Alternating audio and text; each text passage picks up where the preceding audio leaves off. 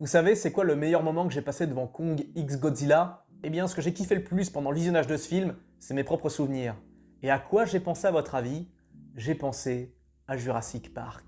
Alors je sais ce que vous êtes en train de vous dire, quel est le rapport entre Kong X Godzilla et Jurassic Park? Parce qu'il y a quand même un monde entre les deux, voire même une galaxie. Alors je vais être honnête pour faire le rapprochement, Kong c'est un monstre qui vient d'un univers préhistorique avec des dinosaures, aussi bien dans la version de 2017 que la version de Peter Jackson et la version de 1933. Et Godzilla, lui c'est un gros lézard, et quand on pense à gros lézard, on pense à quoi? On pense à Jurassic Park. Plutôt on pense à dinosaures, et on va dire que c'est impossible de ne pas affilier dinosaures et Jurassic Park.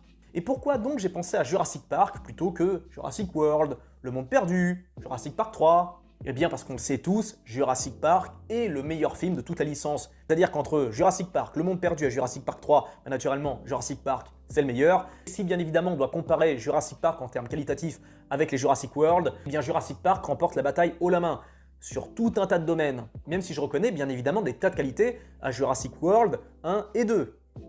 Certainement pas au troisième.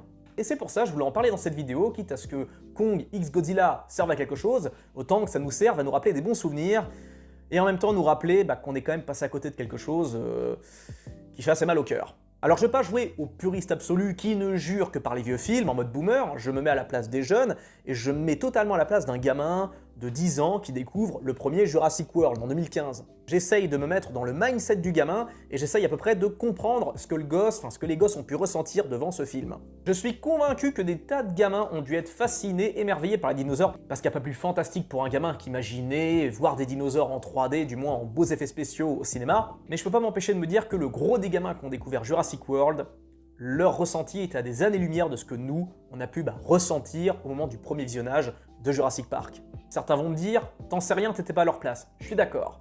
Seulement, le gros des gamins qui ont découvert Jurassic World dans les années 2010, ils ont grandi à quelle époque? Eh bien, ils ont grandi toute fin 90 et début 2000, une époque où les dinosaures étaient bien installés dans la pop culture. Et je rappelle que 10 ans avant Jurassic World est sorti King Kong de Peter Jackson, qui peut être considéré quelque part comme un film de dinosaures, vu qu'on voit des T-Rex, des espèces de raptors, des diplodocus, enfin que des trucs comme ça. Et à l'époque, eh bien, les dinosaures étaient omniprésents dans la culture populaire. Fin 90, début 2000. Au niveau des jouets, des jeux de société, des jeux vidéo, et puis bien évidemment, des anciens Jurassic Park. Et vous n'allez pas me faire croire que le gros des gamins qui ont été voir Jurassic World, ils n'étaient pas au courant de l'existence du premier Jurassic Park, du Monde Perdu ou de Jurassic Park 3. Donc quelque part, l'effet de surprise devait être là, mais pas au même niveau que nous quand on a découvert le film de Spielberg.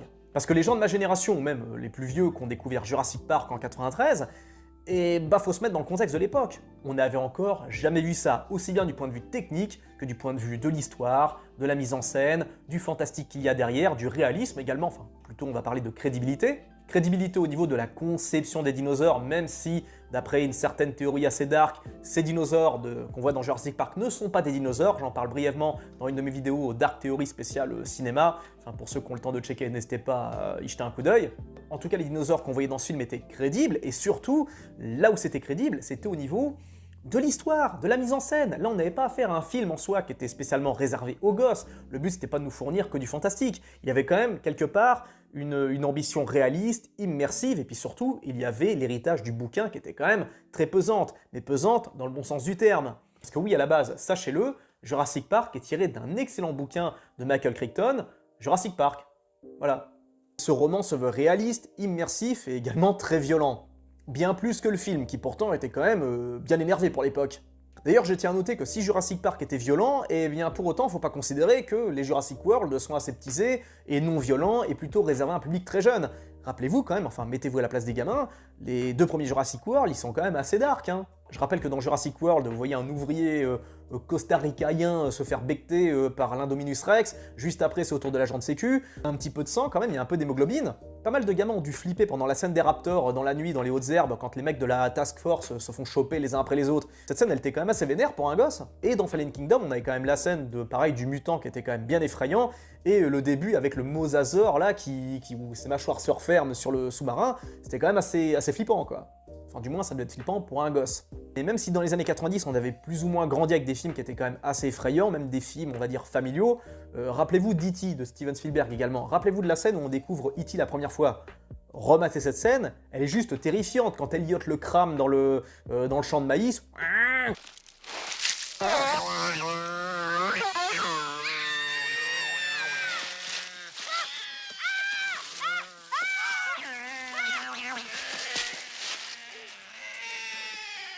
Quand l'extraterrestre se fait gauler et qu'il se met à hurler, ça m'a terrifié.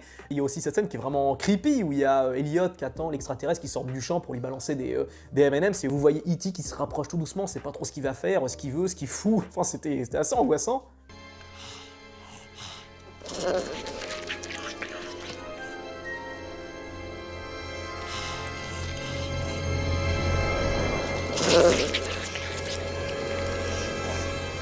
Donc à l'époque, on va dire qu'on avait l'habitude de voir des films qui étaient quand même assez violents. Par exemple, Indiana Jones, bah tiens, film d'aventure réputé pour l'époque, mais c'était quand même très énervé, hein. Surtout le deuxième volet, et le premier que je considère tout aussi violent. Bah, la différence entre nous et la génération des gamins nés fin 90, début 2000, bah nous les dinosaures, on n'avait encore jamais vu ça, à part dans des films d'animation, des trucs en pâte à modeler, enfin des trucs qui sonnaient pas vraiment réalistes, qui sonnaient pas crédibles, ça sonnait pas... enfin ça faisait pas peur. Même si je dois reconnaître que pour un film de 33, bah les scènes où on voit les dinosaures dans King Kong...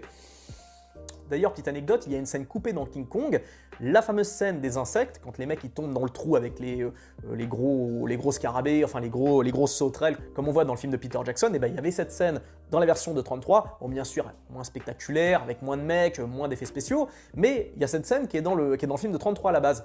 Elle a été retirée parce qu'elle a été considérée comme trop violente et choquante pour les spectateurs de l'époque. Et j'ai vu la scène, enfin avec mon regard d'aujourd'hui, et c'est vrai que la scène est quand même horrible. On voit un pauvre mec se faire bouffer par un diplodocus carnivore. Alors oui, je sais que le concept de l'herbivore carnivore c'est paradoxal, mais ça reste assez flippant en réalité. Il y en a un autre qui se fait bouffer par une araignée et un autre qui se fait choper par un crabe. Les effets spéciaux bien sûr sont incomparables avec ce qu'on fait aujourd'hui, mais mettez-vous dans le mindset de l'époque, ça devait être quelque chose. Et cette scène a dû être retirée tellement elle avait choqué le public à son époque.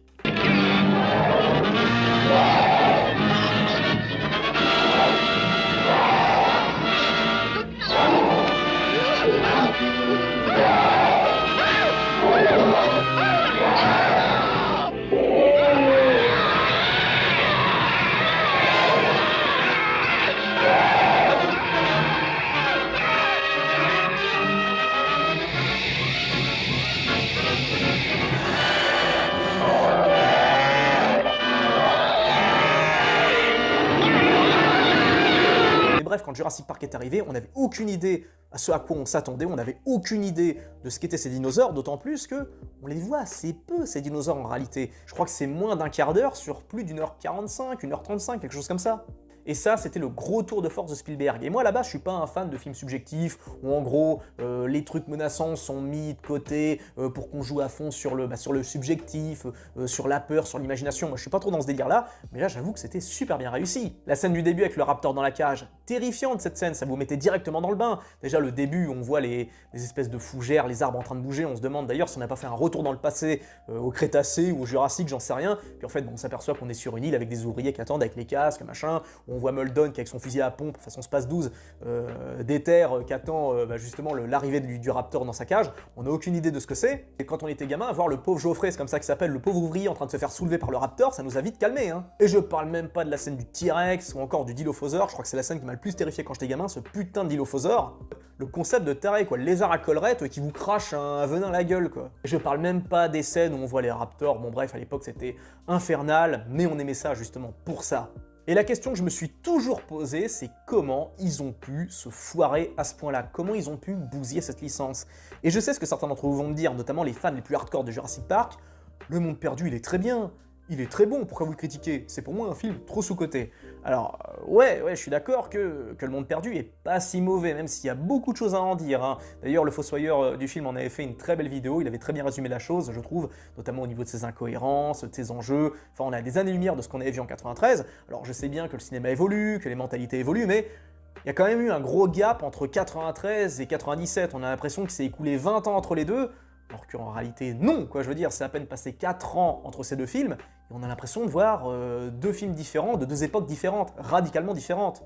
J'estime que Jurassic Park était bien ancré dans son époque, mais on va dire dans la bonne époque, alors que Le Monde Perdu avait trop pris d'avance sur son temps. J'ai l'impression d'avoir affaire avec le recul à un film du début des années 2000. D'ailleurs, je tiens à noter que, malgré tous les reproches que je peux faire au Monde Perdu, les effets spéciaux, eux, ont pas pris une ride, ils sont toujours aussi propres. Les effets spéciaux de Jurassic Park, eux aussi, ont très bien vieilli, mais je dois reconnaître que, quand on voit les raptors, quand on voit les Gallimimus, ça a pris un petit coup quand même. Les seuls trucs qui n'ont pas vieilli, c'est tous les animatronics du T-Rex, des raptors quand on les voit en gros plan dans la cuisine, également du Dilophosaure. Mais à part la scène finale où on voit le T-Rex en 3D qui gueule après être rentré dans le bâtiment, c'est pas trop comment, bon cette scène au niveau FX, elle est géniale, mais les autres ont pris un petit coup de vieux. Je dis bien, petit coup de vieux, un tout petit, hein, ça se remarque à peine.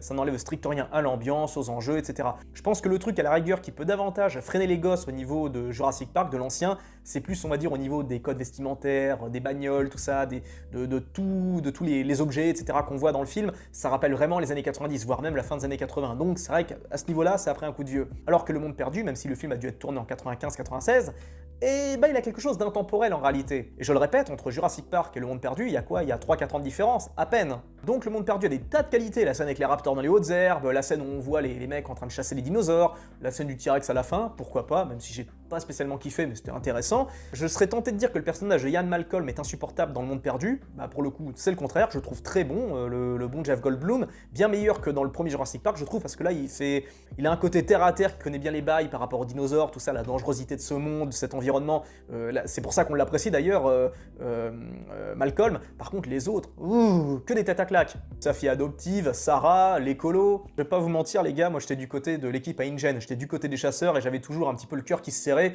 quand je voyais qu'il y en avait l'un d'entre eux qui se faisait bouffer par des raptors, le pauvre Peter Stormare qui se fait becter vivant par les Compsy, enfin quelle horreur. Toutes les scènes où on voit les pauvres gars se faire bouffer les uns après les autres par le T-Rex, le pauvre gars avec son chapeau qui se fait croquer dans la fontaine de flotte, sans parler des mecs qui se font tous dévorer les uns après les autres dans les hautes herbes, ça m'a angoissé de ouf. J'ai plus de compassion pour les mecs d'InGen que les autres. Enfin, mention spéciale attention pour Eddie, qui pour moi était vraiment le GOAT de ce film, vraiment ce super Chad qui s'est sacrifié pour cette bande de bras cassés suspendus dans le vide.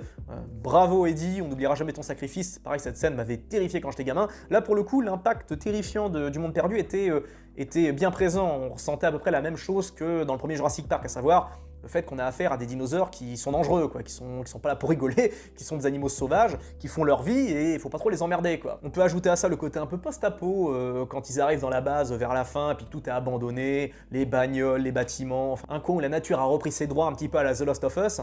Il y a pas mal d'excellentes idées, je dirais même il n'y a que ça dans Le Monde Perdu. Le problème c'est que ça manque un petit peu d'humanité par rapport au premier Jurassic Park et surtout la différence entre Jurassic Park et celui-là, elle est beaucoup trop marquée, c'est ça justement qui nous a un petit peu désarçonnés, nous les fans du premier Jurassic Park, quand on a découvert Le Monde Perdu.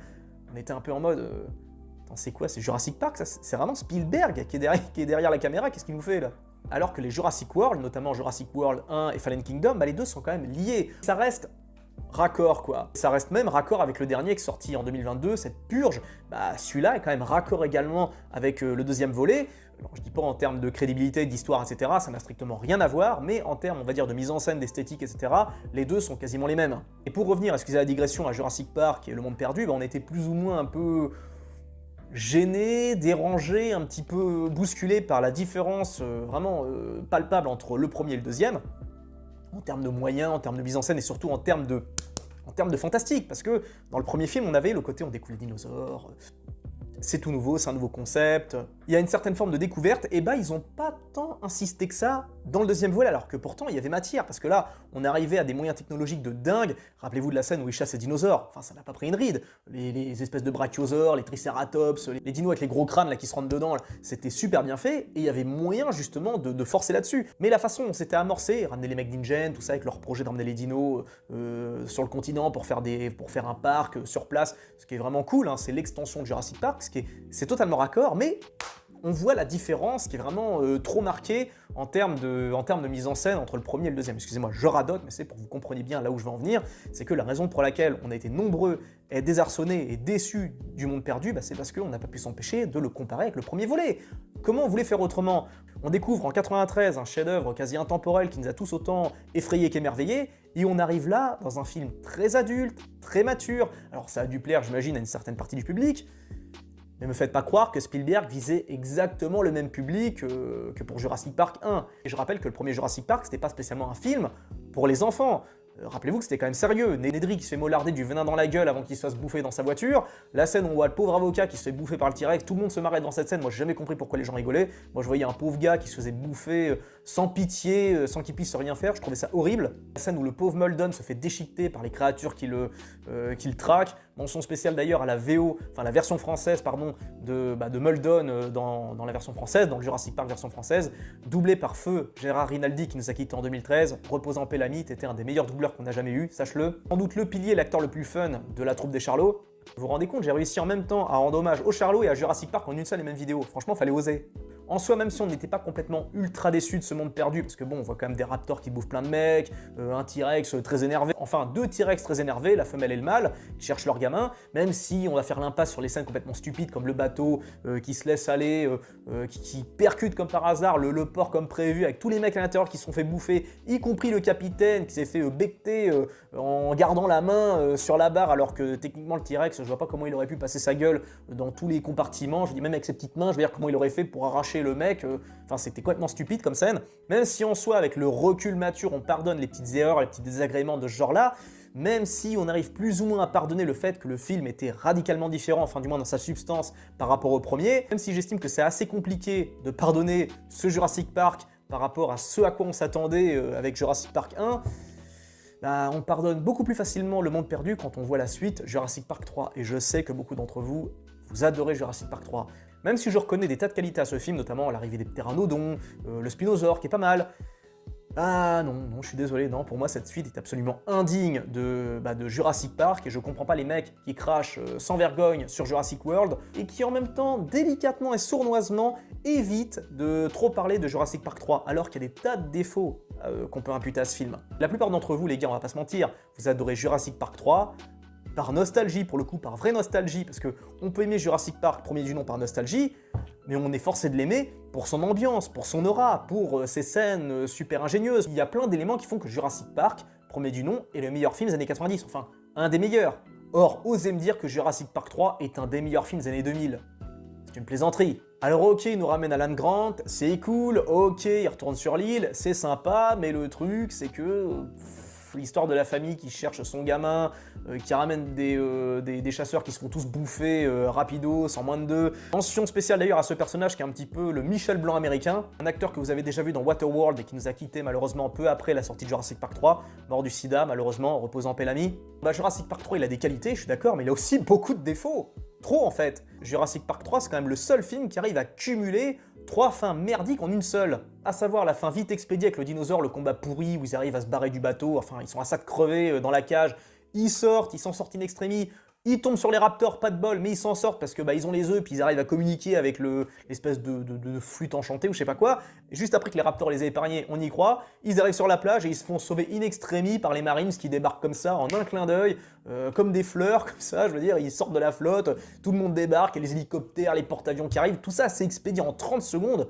Waouh, c'est trop là. Ça, c'est une des fins les plus éclatées que j'ai vues avec peut-être celle de la Guerre des Mondes en 2005. Et vous vous rendez compte que l'attente entre Jurassic Park 3 et Jurassic World, ça a été de 14 ans. 14 ans. Pourquoi ils ont attendu aussi longtemps? Le seul bon film de dinosaures qu'on aura eu entre les deux, c'est King Kong de Peter Jackson, qui en soit pas un film de dinosaures, mais il y a quand même assez de dinosaures pour qu'on puisse le qualifier effectivement comme un film de dinosaures. Et le truc, c'est que je comprends pas comment les cadres de Jurassic Park n'ont pas pu rebondir et faire un truc de propre. Bon déjà, le monde perdu, allez, on va lui pardonner ses défauts, mais j'estime que Jurassic Park 3 est impardonnable parce que de par la connaissance du public, de par les moyens, de par ce qu'on aurait pu faire, enfin, on aurait pu s'attendre à un truc plus dingue, ou dans la même veine que les anciens Jurassic Park, à savoir quelque chose de mature, mais de vraiment mature, parce que oui, dans Jurassic Park 3, il y a des gens qui crèvent, tout ça, mais ça reste quand même, je veux dire, plutôt enfantin au niveau de l'ambiance, surtout la quête d'Alan Grant qui cherche à sauver le gosse. On a déjà eu droit à ça dans le premier, on a eu un petit peu ça dans le deuxième, ça va quoi. Ça aurait été beaucoup mieux de nous sortir quelque chose de plus mature, de plus adulte, dans la même veine que le bouquin. Et si je rappelle que le premier Jurassic Park et le deuxième sont assez sérieux et matures, bon à côté du bouquin d'origine, c'est Disneyland hein. Le truc c'est que entre Jurassic Park et Jurassic World, donc il s'est écoulé 14 ans, mais qu'est-ce que la licence a foutu pendant tout ce temps-là à votre avis? Eh bien des jeux vidéo. Et des jeux vidéo bien pourraves. Franchement, avec le potentiel qu'il y avait, le pognon qui se sont fait, c'est quand même dingue qu'il nous ait pas sorti quelque chose à la hauteur de la saga. Les jeux vidéo Jurassic Park sont tous éclatés et on aurait pu espérer voir un truc à la hauteur de Dino Crisis 1 et 2. Le 1 est assez cérébral et manque un peu de spectaculaire, il y a un côté un peu Resident Evil, mais en plus compliqué parce que les dinosaures sont quasi increvables, contrairement au 2 où là c'est carrément un beat'em all, où vous avancez, vous tirez dans le tas. Dans le 2 vous faites une véritable extinction de masse, hein, littéralement, hein, vous butez tout ce qui bouge. Bon, on a eu ces jeux-là, dans les années 90, on a vu Turok également, qui a eu droit à d'excellentes versions dans les années 2000. Il y avait quand même moyen de s'engouffrer dans la brèche, il y avait quand même moyen de proposer des jeux Jurassic Park dans le même mood, dans le même univers. Alors on avait déjà eu ceux des années 90, mais quelque part j'ai pas trop envie de les accoler parce que C'est les années 90, bon bah en termes de moyens c'était plutôt limité, on peut pas comparer les jeux des années 90 avec les jeux des années 2000, le gap est beaucoup trop important, et plutôt que de nous sortir, je sais pas, des FPS bien bourrins, ou des trucs qui font peur, enfin il y avait moyen de faire des survival horror, des trucs flippants, bah non, la licence nous a proposé des trucs complètement pétés, complètement éclatés comme ça ou ça, juste ridicule, et bah est arrivé Jurassic World, et en soi, bah Jurassic World c'était pas si mal en réalité, du moins si on se met à la place d'un gosse.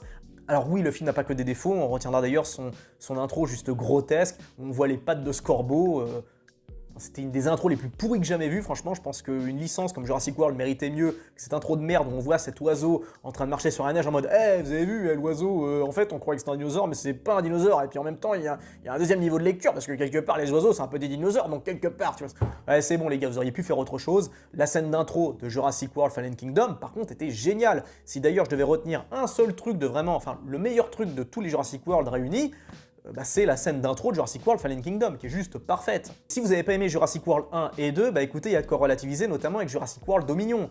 Qu'est-ce que c'est que cette merde? Qu'est-ce que c'est que ce truc? Comment ils ont pu se planter à ce point-là? Et ce qui est encore plus inexcusable, c'est qu'on a vu les anciennes têtes d'affiche débarquer dans ce film, à savoir Alan, Ellie, Malcolm. On avait toute la fine équipe, et plutôt que de nous faire un truc, aller à la rigueur dans la suite logique des Jurassic World, c'est-à-dire de deux précédents, un truc ni mature, ni spectaculaire pour enfants, enfin un truc qui mixe à peu près les deux, on n'était plus à ça près, et ben non, là on a affaire à une bouffonnerie absolue du début à la fin, aucune crédibilité, et là je parle d'une crédibilité palpable, hein. Commencez pas à me lancer en mode oui mais c'est des dinosaures quelque part, non, vous m'avez très bien compris, là il y a aucune... On sent qu'il n'y a aucune intelligence derrière cette mise en scène. Ok, au niveau de la photographie, c'est pas dégueulasse, mais c'est le seul point positif de ce film. Le reste, c'est de la merde. Ce film n'avait aucun intérêt, et pour moi, c'était juste un scandale de nous proposer un truc pareil. J'ai jamais autant été écœuré pendant un visionnage, hein, parce que je voyais un viol devant moi. Je voyais le viol d'une licence, une licence de plus de 30 ans. Le pire là-dedans, c'est que tout le monde faisait comme si de rien n'était. Il y a une époque encore pas si lointaine où certains réalisateurs, acteurs, actrices n'hésitaient pas à cracher sur leurs films parce qu'il est considéré à juste titre comme des films de merde. Par exemple, Michael Caine, lui, il a eu aucun problème à assumer que dans le Dents de la Mer qu'il a tourné, le 3 je crois, bah, c'était une chiasse infâme. Il a pas fait l'hypocrite en mode non mais c'est un film génial, etc. ou c'est un bon film, non. Alors que tous les mecs qui sont passés en interview, les Chris Pratt, les Bryce Dallas Howard, les Sam Neill, etc., ils ont tous dit oh, on s'est tous marrés, c'était génial, machin. Non, votre film c'était de la merde à tous les niveaux. Le seul plan vraiment intéressant, c'est le plan du parachute avec Bryce Dallas Howard. Le plan de caméra est super bien trouvé, c'est super ingénieux, et quand elle se planque sous la flotte, pendant que l'espèce d'oiseau il la cherche, etc., ça c'était cool. Mais c'est quoi? C'est 1 minute et demie, 2 minutes sur 1h30 quoi. Et donc c'est une catastrophe d'avoir vu cette suite. Je rappelle que c'est un film qui est sorti post-Coco, post-Covid, et on est forcé d'admettre que entre 2020 et 2023, bah, le cinéma c'était une catastrophe à absolument tous les niveaux. Et le truc c'est qu'on est en droit de se dire qu'ils vont sûrement rebondir sur la licence, parce que même s'ils sortent un nouveau Jurassic Park, un nouveau concept, naturellement, j'irai voir, comme tout le monde. Je prendrai le risque de mater ce truc, mais le problème c'est que là, j'ai vu ce qu'ils vont sortir prochainement, un film d'animation sur Jurassic Park. Je vous laisse checker la bande-annonce pour voir le foutage de gueule. Qu'est-ce que c'est que ce truc? Encore une fois, où va cette licence, réellement? Alors je sais bien qu'il y a des impératifs financiers, je sais très bien qu'ils cherchent à viser un public très large, mais Jurassic Park méritait quand même mieux. Vous vous rendez compte qu'on est passé de ça à ça, quoi. Franchement, c'est compliqué, ça fait mal au cœur. Et c'est pour moi une souffrance, hein, vraiment, quand je vois les suites, je me dis, mais mince, c'est tragique. Prenez Terminator, on peut penser ce qu'on veut de Terminator 3, mais il est quand même intéressant, il est fun. Certes, il a des années-lumière de Terminator 2, mais il reste quand même qualitatif. En Terminator 3, j'estime qu'il cherche pas trop à nous prendre pour des cons. Même s'il n'est pas parfait, je sais. Terminator Salvation, c'est un bon spin-off. Il est pas mauvais comme film, il est pas parfait d'accord, mais il est réussi sur plein de plans. L'esthétique, la musique, la mise en scène, le jeu d'acteur, Sam Worthington qui pour le coup était fantastique dans ce rôle, même le côté post-apocalyptique, etc. J'ai trouvé ça vraiment sympa, voir des Terminators dans le futur. Alors je parle pas des suites, bien sûr, mais bon quand même, Salvation, Terminator 3, Terminator 2, c'était quand même cool. Même les aliens ont su rebondir. Ok, pour beaucoup Alien 4 est mauvais, moi je le considère très cool, très fun, peut-être même un des meilleurs, j'assume. Et Prometheus avec le recul, il est pas si mal. Et Alien Covenant est pas spécialement génial, d'accord, mais osez me dire que ça, c'est pire que ça. On peut également parler de Star Wars. Star Wars a des tas de défauts dans ses licences, enfin dans ce qu'a suivi, mais c'est quand même resté raccord un minimum, et même si c'est pas parfait, ça reste au moins agréable à regarder. Enfin du moins ça reste incomparable avec ce Jurassic World Dominion. Et je parle même pas des jeux vidéo, les jeux vidéo Star Wars sont quand même de bonne facture, les Battlefront, les trucs comme ça, c'est génial.